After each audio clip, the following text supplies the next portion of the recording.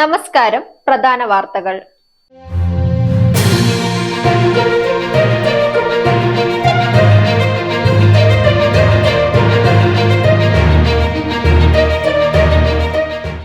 ദില്ലിയിൽ ശക്തമായ പൊടിക്കാറ്റ്, 2 മരണം.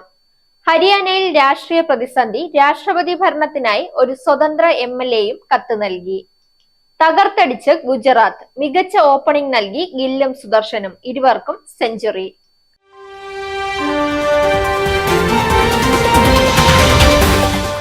വാർത്തകൾ വിശദമായി.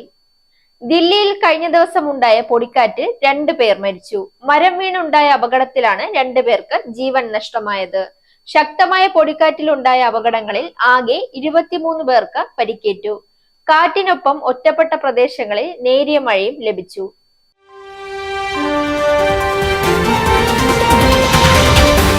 ഹരിയാനയിൽ രാഷ്ട്രീയ പ്രതിസന്ധി തുടരുന്നു. ഹരിയാനയിൽ രാഷ്ട്രപതി ഭരണത്തിനായി ഒരു സ്വതന്ത്ര MLAയും കത്ത് നൽകി. മേഹം മണ്ഡലത്തിൽ നിന്നുള്ള സ്വതന്ത്ര MLA ബൽരാജ് കുണ്ടുവാണ് കത്ത് നൽകിയത്. 3 സ്വതന്ത്ര MLAമാർ BJP സർക്കാരിനുള്ള പിന്തുണ പിൻവലിച്ചതോടെയാണ് പ്രതിസന്ധി ഉണ്ടായത്.